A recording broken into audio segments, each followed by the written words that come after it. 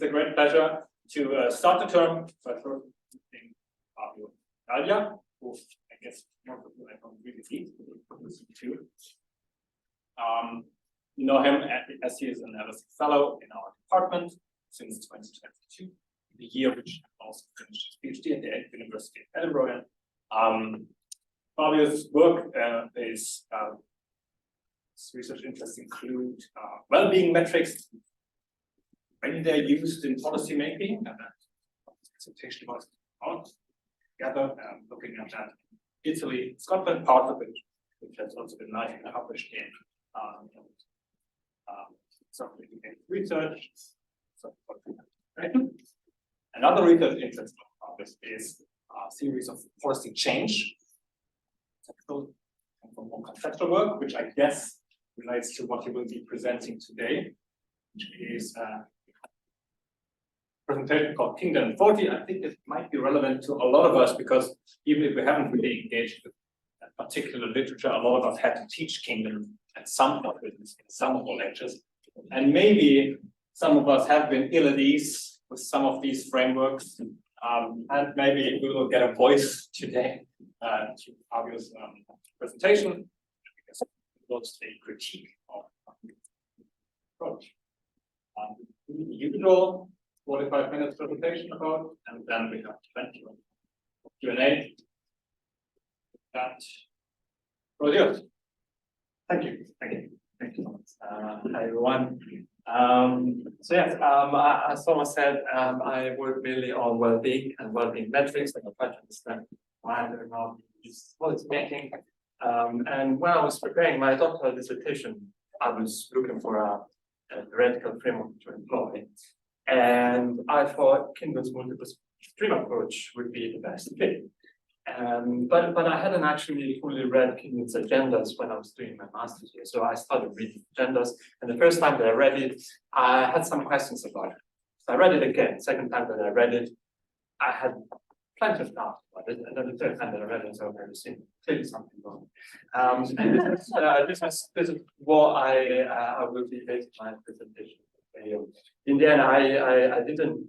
Well, I used Kingdon's approach in my dissertation, but I built an approach based on it for the reasons that I will be talking about today. But let's start by talking about the multiple stream approach, and let's actually start, as someone was saying, with a reading that is in many reading lists, and indeed the reading that I found in one of the reading lists that I was. One of the courses that I was teaching on this year as well, which is a reading, quite introductory reading about the multiple stream approach as well as other approaches for policy change by Daniel Galland. So for those of you who may not be familiar or may have only a limited awareness of the multiple stream approach, it's the idea that there are three streams: the problem, the policy, and the political stream, which at some point converge, creating a so-called windows of opportunity for policy change. Now let's start with the last stream, the political stream. And Galland gives quite a short summary about these three streams. And the political stream, as Galland says, is a stream which includes factors that make problems and solutions.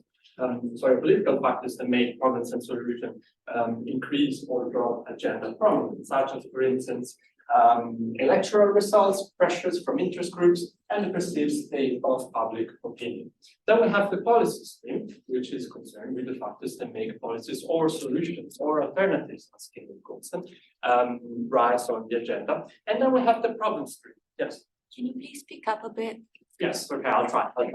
And then we have the problem stream. The problem stream is concerned with the factors that make problems increase or drop agenda prominence.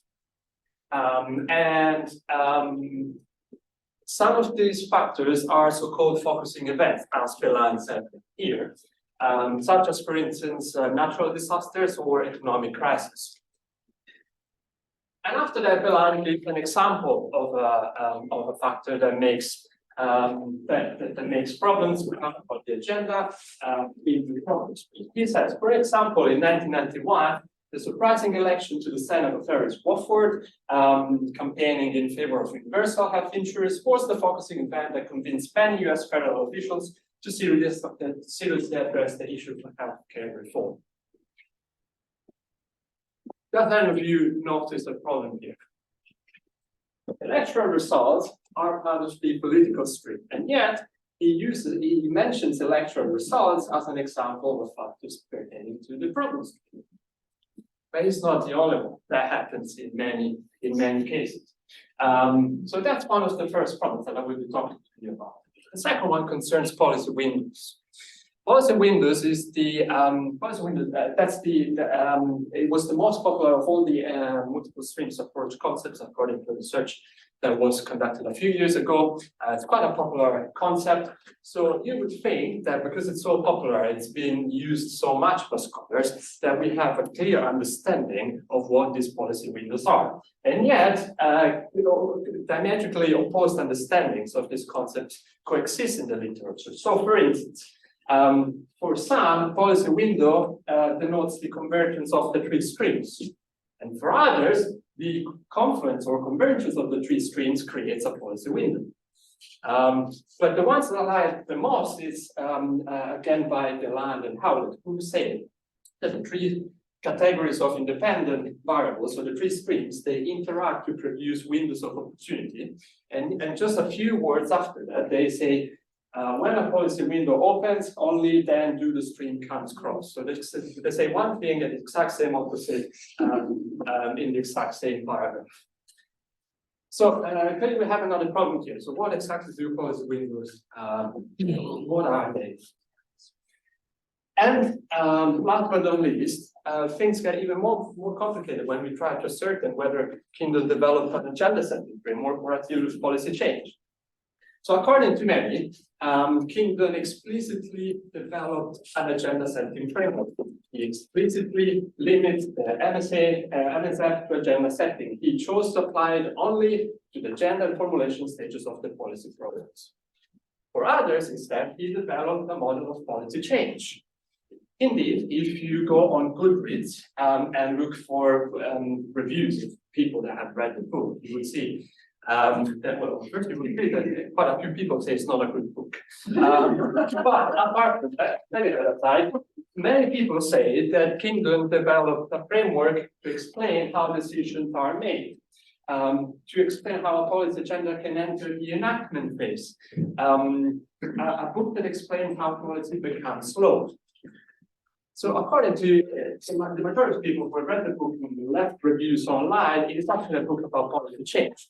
And indeed, I asked ChatGPT to do more about it. And even though a few times I tried different times, sometimes it does mention the policy agenda, but in general, most of the times the answer that it gives is that it is a model of policy change, a model that explains how policy outcomes are shaped. So a key question arises, are scholars misinterpreting people's work, or is it Kingdon's work instead that lends itself to such misinterpretation? And again, if you look at the literature, scholars say that is scholars' fault. It is not Kingdon's fault. It is scholars' fault who do not share all the same definitions of the key concept of the multiple stream approach. It is scholars' fault the fact that the multiple stream approach had been extended to other stages of the policy process than just agenda setting. So why should we be looking at Kingdon's works? Well, first of all, because everyone is saying that it is scholars' fault that the lack of a shared terminology and application of the multiple stream approach to other stages than agenda setting, it is scholars' fault. But these claims are uncorroborated. No one ever cites any evidence about them. And second, hardly anyone in the literature has ever engaged with more than one text that Kingdon has produced than agendas. I dare you, pick any article about the multiple stream approach, you will see that they only reference one article. You might find that they have more than one source, but that's because they're citing different editions of agendas. Indeed, if you go on Google Scholar, you will see that agendas has more than 32,000 quotations, whereas the first multiple stream related article that he produced on the list has just 199. So to give you an idea of what that means, everybody's just looking at agendas. No one is engaging with any other article or book chapter that he wrote about the multiple stream approach, and there are about 10 of them. So it is quite important, I think, to look back at what Kingdon said, to to see what he actually thought about all these things and to see whether it is true that scholars are the ones to be blamed here or whether Kingdon should be the one to be blamed. So let's start with the first question. Is the multiple stream approach really a tree model approach as we think? So first of all, again, what is the problem stream? The problem stream is concerned with the factors that make problems increase or drop agenda prominence. But Kingdon says that a very important element to bear in mind here is the difference between conditions and problems. So according to Kingdon, all problems are conditions, and not all conditions turn into problems. A problem is a condition that is deemed appropriate for governmental action. Conditions become defined as problems when we come to believe that we should do something about it. Okay? So that's a very key element to bear in mind, and we will go back to that later on. Then we have the policy stream, which is concerned that can be the factors that make policies or solutions or alternatives rise on the agenda. And last but not least, the political stream, which is concerned with the factors that make the political factors that make problems and solutions rise or drop agenda prominence. And examples of these factors are, for instance, according to Kingdon, swings of national mood, public opinion, election results, changes of administration, and turnover in Congress. Now, I know this would sound complicated, but I will try to explain what that means. Now, because of these factors relate to the way that the problem and solutions increase or drop agenda, effectively, there is no reason for having a separate stream, a separate political stream, because this stream is a replication of the problem and the policy streams, because these factors are already included in the problem and the policy streams. I understand that this may not sound very easy now, which is why let me give you a few examples. So, among the factors that make the policy stream, according to Kingdon, is, for instance, ideology and ideological currents, policymakers' values, public questions, politicians' receptivity, and lobbying influence. Among the factors that make political streams, then we have ideological factors and institutions, the orientation of elected officials, the value of elected officials, the current national mood, politicians' receptivity, and interest group pressures. Let me give you another example to make this clear. So among the factors that make up the political stream, according to Kingdon, again, are changes of administration or personnel. And Kingdon gives an example of that. He says between 1978 and 1979, there was a dramatic increase in the people that he interviewed that mentioned the rise of national health insurance. And he says that's because Senator Russell Long started pushing a bill in the Finance Committee, and then the Carter administration produced a proposal. Another key factor is public opinion. And he says the case of health habits is an appropriate example. Health policymakers, they would like to do more in the area of habits, but their experience with public reaction has convinced them that they cannot really do much. Public outrage over seatbelt interlocks, for instance, is often cited in his interviews as the major cause of the very quick repeal of a proposal that had actually been enacted. Remember this, because I will go back to that later. That he's looking here at why a policy was repealed. So we'll go back to that later. But anyways, these are two of the factors that, according to Kingdon, make up the political stream. But guess what? The first quality is actually from the problem stream, and the second one is from the policy stream. Indeed, as for the proof of the fact that he replicated the same factors, he mentions the exact same examples in the two streams, the exact same ones. And this, to help you understand what we're talking about, try to visualize the problem here. The factors that belong to the so-called political streams, they are already included in the problem and the policy streams, because it is not the nature of the factors, whether it is political, sociological, technical, that determines the stream to which these factors belong, but rather the items, problems or solutions, was rise or fall on the agenda they contribute to, which is why they are already included in both the problem and policy stream. Now, of course, eventually, well, but these factors, they all share the same characteristics. They're all political. But first of all, that opens up the Pandora box of streams, because then you can say, well, you could identify as many streams as you want. But also, they are already included there. So we're just talking about a stream that doesn't really exist on its own. And Kingdon itself knows that, because it says very clearly in the book, developments in this political sphere, in the political sphere, they are powerful agenda centers. A new administration, for instance, changes agendas all over town as it highlights its conceptions of problems and its proposals and its solutions. But something to bear in mind here, because in the multiple stream approach literature, no term has a clear and univocal meaning. Indeed, the political stream can be understood not only as a factor container, but also in terms of political support. And this is what Kingdon himself says. So he interprets the political stream in both ways. Now, this raises two questions. Well, can the political stream, so understood, develop without the emergence of the problem and the policy streams, and vice versa, can these develop without the emergence of the political stream? Now, to answer that question, it's very important to bear in mind that Kingdon is not interested, as he said very clearly, in the agendas of public opinion or in the media. He's only interested in the governmental agenda, or as he says, in the list of subjects or problems to which governmental officials pay attention to. So when we say that, for instance, in the problem stream, he analyzed the factors that make problems come up on the agenda, we are talking about a specific agenda here, the governmental agenda, according to Kingdon himself. There's also another thing that we need to remember here, which is the difference that I talked earlier about between conditions and problems.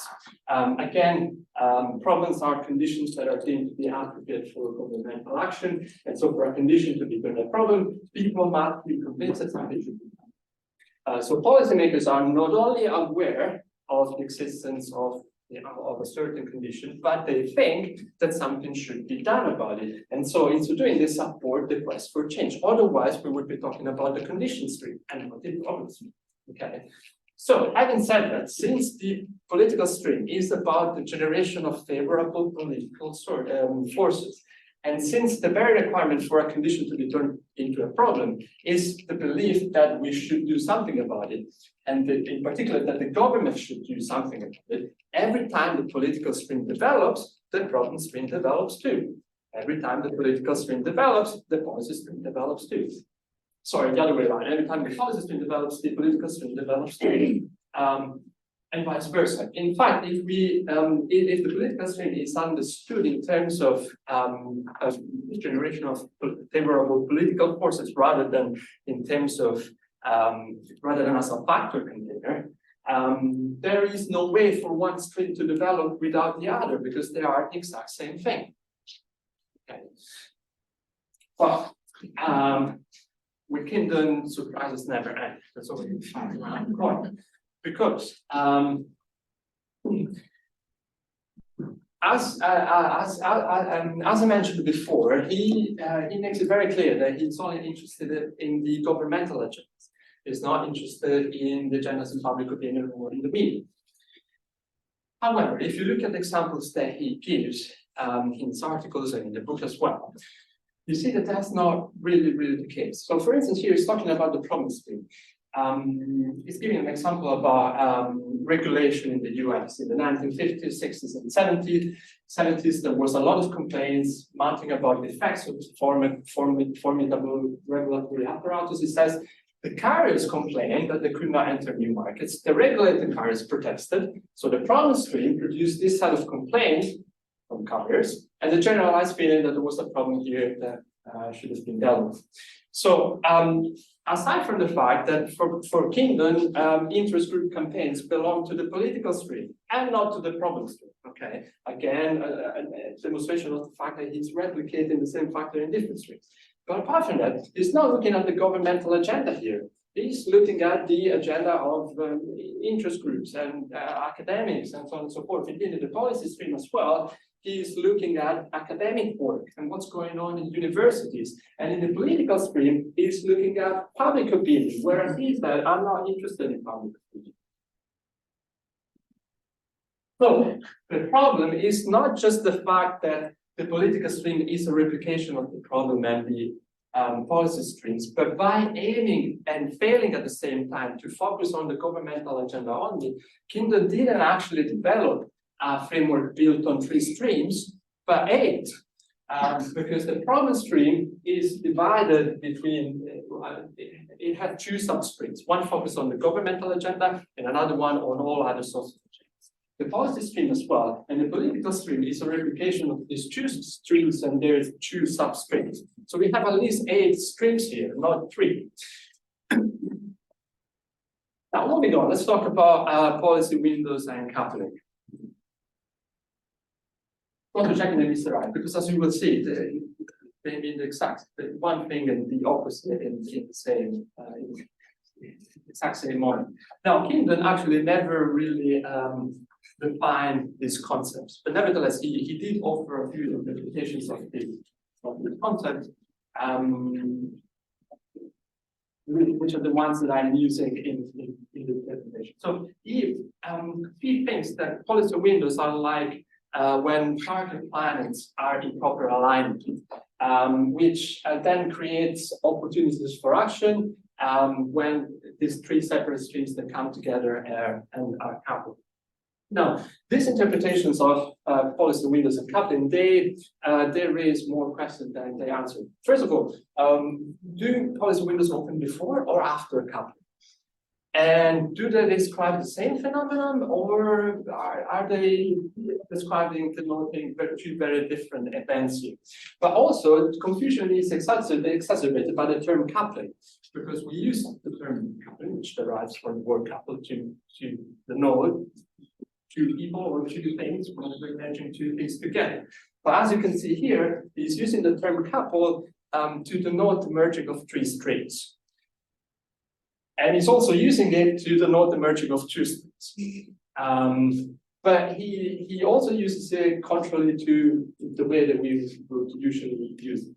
And in fact, there are at least 11 different definitions of interpretations, of the words policy windows and coupling that emerge from Kingdon's texts. I would say there are actually even more, but these are the interest ones that I've identified. Now, don't focus on the details here, but what I think it's important to bear in mind here is that, of course, we will all have disagreements on how a theoretical framework or how a theory should look like in the social sciences. Some people say that it should resemble theories in the natural sciences. Others say that that's not possible in the social sciences. But I believe that a theoretical framework that has more than 11 different interpretations of its key concepts can hardly be reliable and rigorous.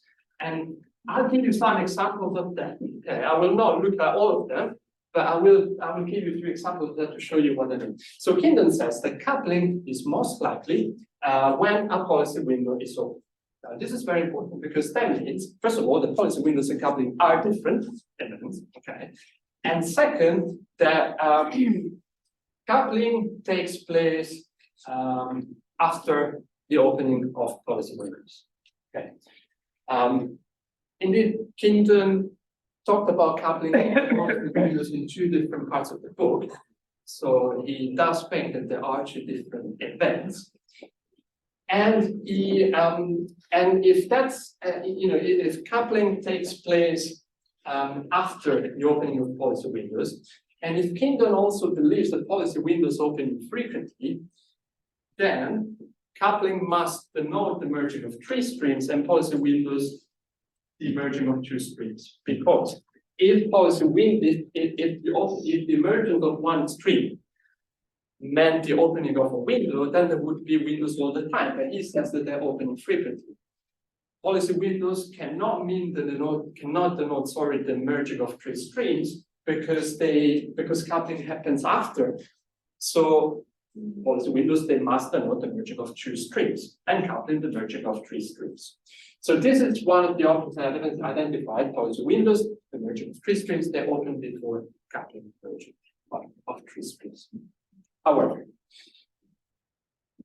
for Kingdon, policy windows, they are the real opportunities for passage.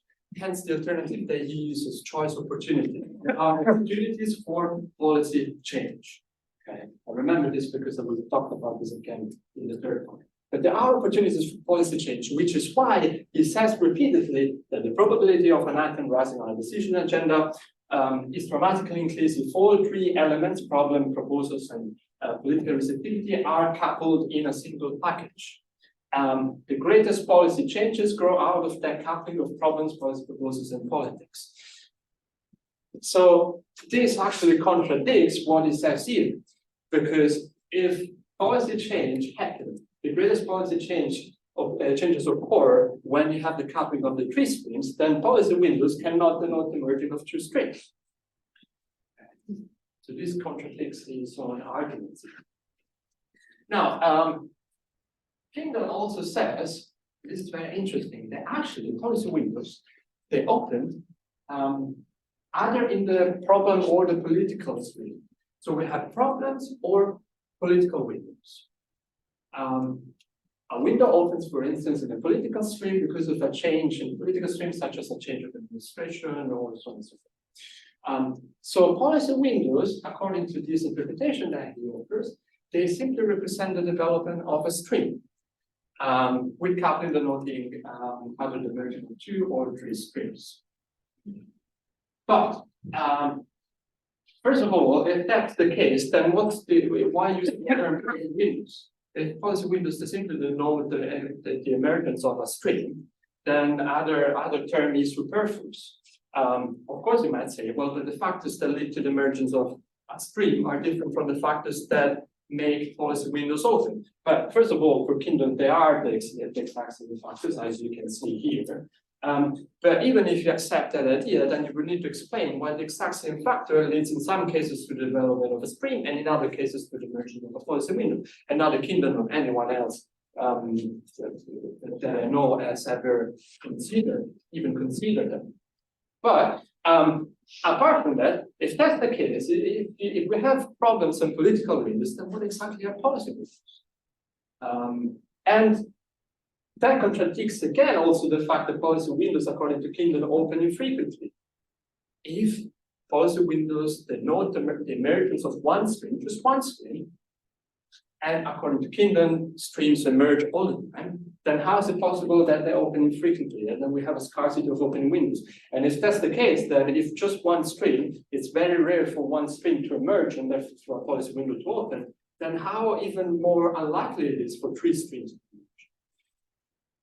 There's another option that emerges from Kingdon's reading, which is the idea that policy windows then denote the merging of three streams and open after coupling, denote the merging of two streams. However, first of all, this goes against every single definition of these two terms that Kingdon has offered in the books, as well as by most scholars, according to whom policy windows they actually open before. But apart from that, Kingdon says that policy entrepreneurs they constantly link and merge these three streams together. And so if that's the case, again, how is it possible that policy windows open infrequently? He says they do it all the time, and yet that's open infrequently. There's another option. I think this is the last one that I've covered. So it may sound a little too complicated, but this is quite interesting because he says in one article that the three streams, that they get linked in various ways before the critical time of open windows and coupling. Now, what's the problem here? Is that, and so the option, a possible interpretation of the meaning of these two concepts could be that the streams, therefore, they need to be merged once before the opening of a policy window, and then after that, they need to be merged again. Which when I read that, I just thought, okay, what exactly are you talking about? Like, so the streams need to be merged once, and then once again. And then what exactly does that lead to, and how does that work? And why is the second one called coupling, and the first one doesn't have any name? But scholars have added another level of complexity, as it turns out not complex enough, by talking about windows of opportunity. Now, you would be amazed by the fact that Kingdon never used this expression, never. It is not Kingdon who used it. It is James Turner in the forward of the second edition of agendas, but Kingdon never used the term windows of opportunity. And yet you will see everyone crediting and saying that Kingdon in agendas talked about windows of opportunity. He actually never did it. But what's even more interesting to me is the fact that in many articles, such as, for instance, this one about Zaharians and Kelly, they use the term window of opportunity as a synonym for policy windows, which they use as a synonym for coupling. So exactly, why do we need three terms to describe the very same phenomenon, making things more complicated? So much so that it's becoming quite common to see scholars now talking about policy windows of opportunities. Which makes things even more complicated. But how is it possible, anyways, that a framework that was supposed to explain agenda setting is now being used to explain policy change? And this leads us to the final part of today's presentation. Now, Kingdon, at the beginning of his book, he at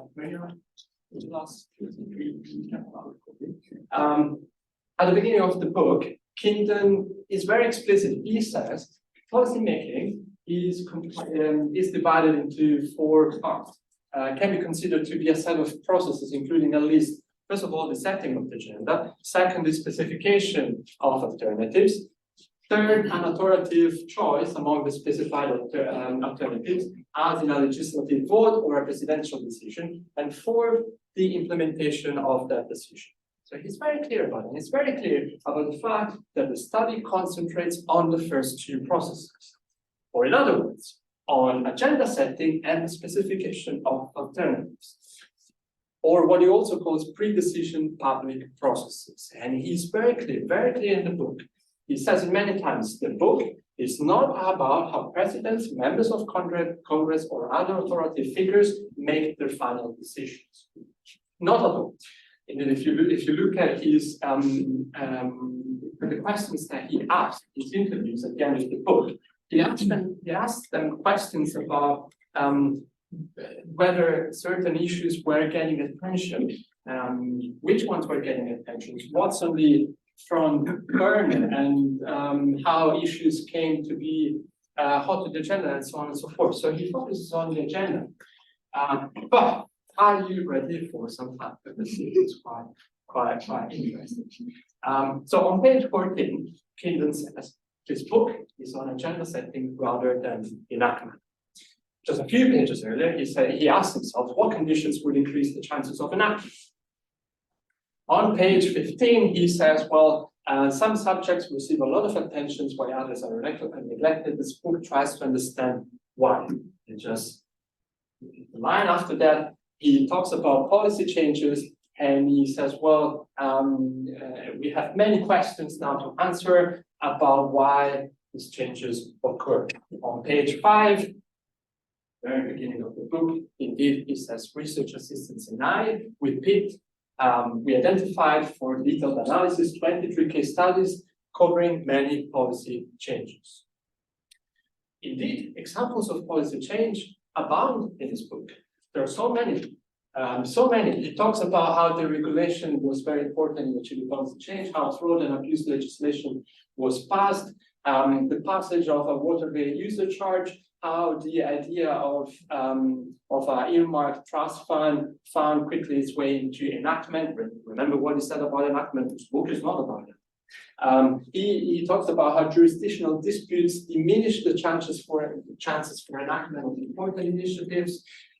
Examples of policy change are so many that it's actually hard to find examples of agenda change in this book, which is why if you look at how many times he mentions the word policy change or policy change in this book, you will see that he mentioned it 23 times. He mentioned enactment 39 times, and he only mentioned agenda change 13 times.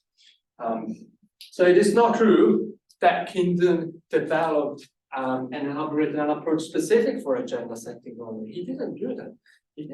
He did say that that was his aim at the very beginning of the book, but he's remained a bare statement of intent. He didn't actually do that. Indeed, this is why the approach was originally called in the literature and referred to as the policy streams approach, not the agenda streams approach, the policy streams policy stream approach, which is why Kingdon talked about policy windows and not agenda windows, which is why he talked about policy entrepreneurs and not agenda entrepreneurs.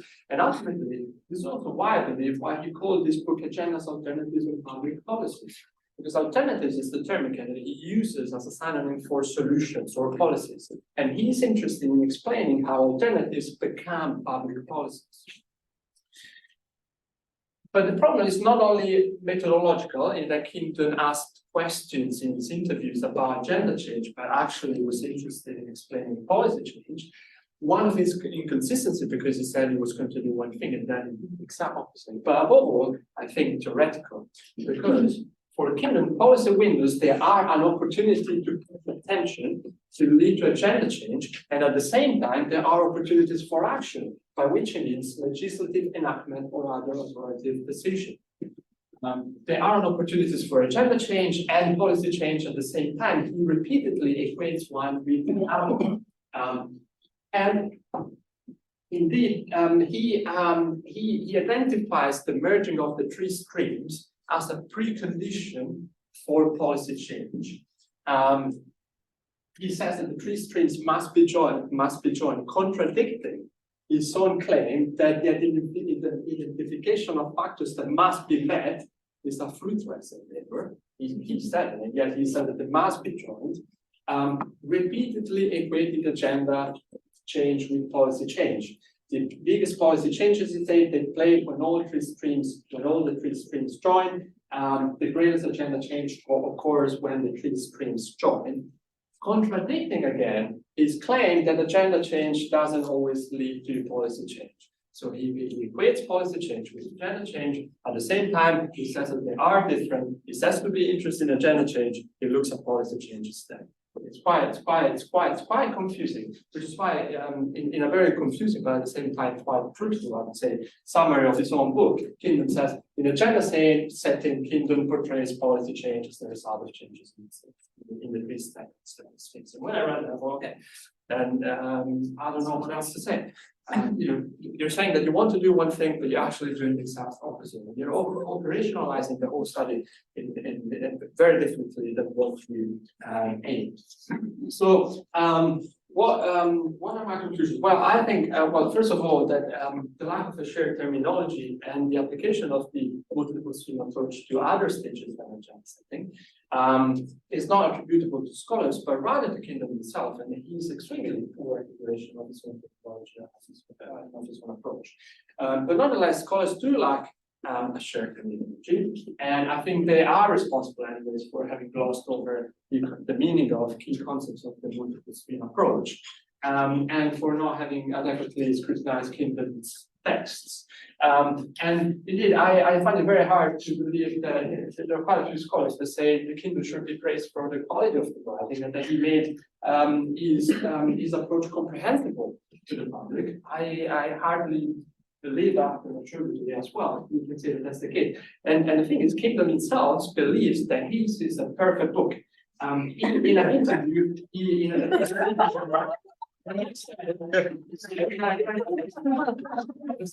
it's great.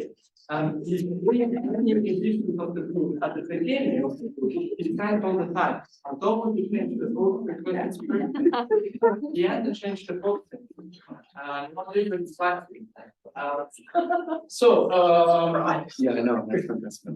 Moving forward, I think what do we do? Well, I should say that the multiple stream approach should be, the term multiple stream approach should be reconsidered, because effectively we're only talking about two streams problems and the policy streams that get replicated many times. But it's not really a multiple stream approach, it's a kind of dual stream approach. One's terminology should be should reflect the aims which the framework is being used for. So if you're interested in explaining agenda change, I think we should be talking about agenda windows or agenda independence rather than policy windows, policy independence. Arbitrary methodological choices should also be made based on the aims which the framework is being useful. Kingdon asked questions to his interviews about agenda change and then wanted to explain policy change. I think that the two should be kept separate. And I usually give an example to explain it. I usually make an analogy with menu planning. So having a certain dish in a menu doesn't necessarily mean that people will order it. So there is a conceptual difference between agenda change and policy change. And last but not least, and I've added this to remind myself, to remind everyone, especially those in the multiple stream approach literature, I think it's important to read more and read more critically. Because I think my conclusion is that Kingdon's case shows that actually there hasn't been much criticism of Kingdon, and that's why he hasn't been adequately criticized, if you allow me to say. So that was all for me. Thank you very much, and I'll take any questions.